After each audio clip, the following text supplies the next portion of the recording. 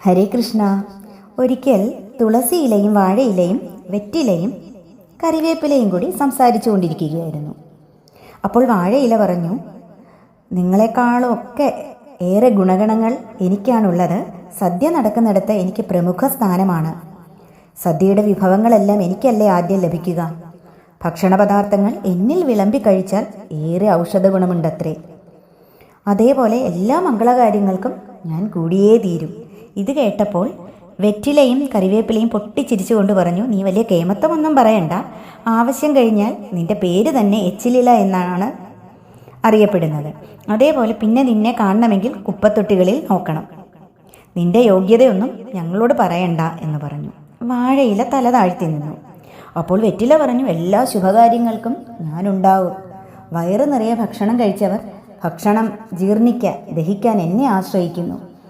എന്നെ ഭക്ഷിക്കുന്നവരെ അവരുടെ ചുണ്ട് ചുമപ്പിച്ച് ഞാൻ സൗന്ദര്യം നൽകുന്നു. ഞാൻ തന്നെയാണ് കേമൻ. ഇത് കേട്ട വാഴയിലയും കറിവേപ്പിലയും പരിഹാസത്തോടെ പറഞ്ഞു, വെറ്റില മുറുക്കി തുപ്പുന്നവരെ ഞങ്ങൾക്കറിയാം. പരിസരം വൃത്തികേടാക്കും.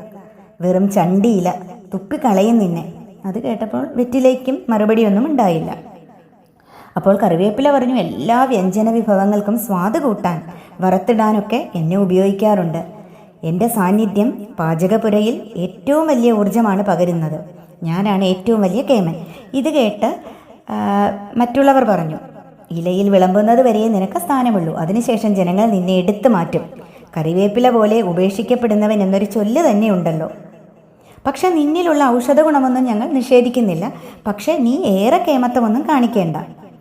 അപ്പോൾ ഇതെല്ലാം കേട്ട് മിണ്ടാതിരുന്ന തുളസിയിലയോട് മറ്റു 3 പേരും ചോദിച്ചു, നിനക്കൊന്നും പറയാനില്ലേ? അപ്പോൾ തുളസിയില പറഞ്ഞു, ഞാനില്ലാത്ത വിഷ്ണുപൂജ വിഫലമാണ്.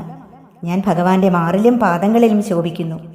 എന്നെ പ്രസാദമായി കിട്ടാൻ ഭക്തർ കാത്തു നിൽക്കുന്നു. കിട്ടുമ്പോഴോ അവർക്ക് ഇതിൽ പരം സന്തോഷം മറ്റൊന്നില്ല തന്നെ. മരണാസന്നനായ ഒരു വ്യക്തിക്ക് എന്നെ ചേർത്ത ജലം മുക്തിക്കായി നൽകുന്നു. പക്ഷെ അതുകൊണ്ടൊന്നും ഞാൻ അഹങ്കരിക്കുന്നില്ല.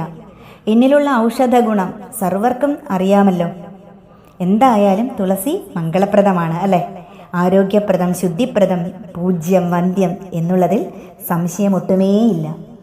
വായു തുളസീഗന്ധവും വഹിച്ചുകൊണ്ട് എവിടെയെല്ലാം ചെല്ലുന്നുവോ അവിടെയെല്ലാമുള്ള സർവ്വജീവജാലങ്ങളെയും 10 ദിക്കുകളെയും പരിശുദ്ധമാക്കുന്നു.